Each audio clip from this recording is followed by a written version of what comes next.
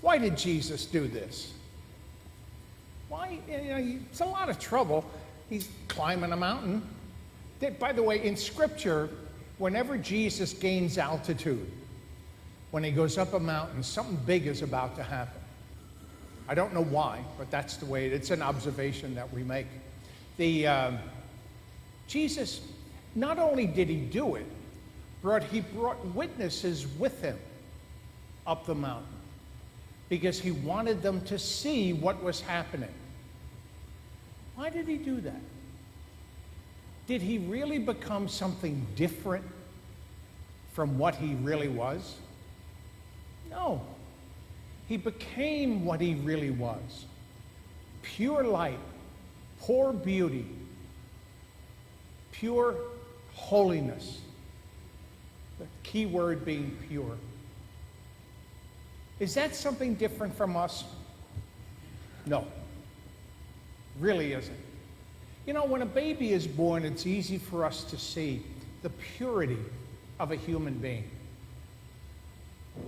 You know, we look at this new infant and we say goo goo gaga or something other intellectual like that, you know, and we have fun with them, but we're more taken by their purity.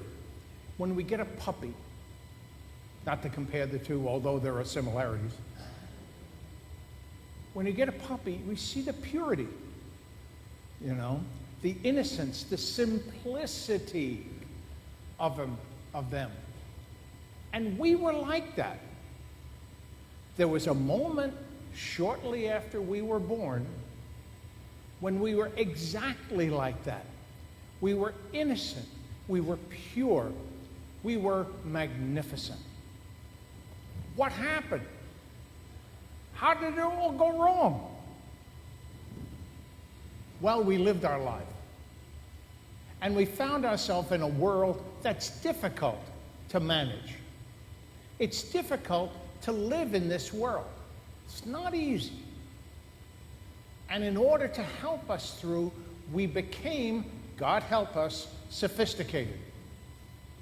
And there's nothing worse. We did. We learned to lie. We learned to gossip.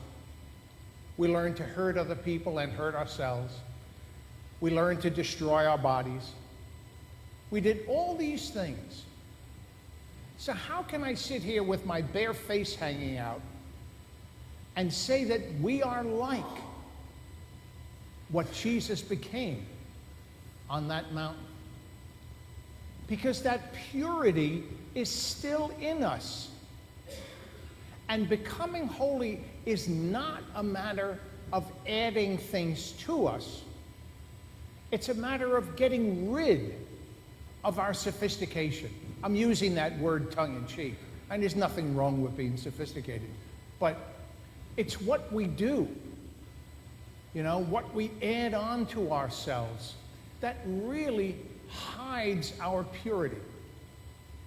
In a quiet moment, when suddenly the planets align and we feel a moment of real peace,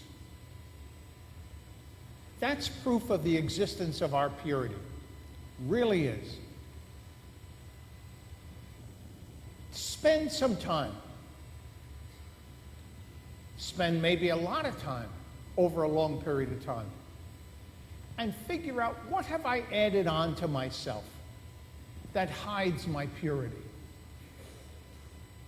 You know, last week I used the image of God as a flame the size of my thumb in the middle of my chest. And that works for me. But I know that that flame is there because of my own purity, which I have done a great job of hiding.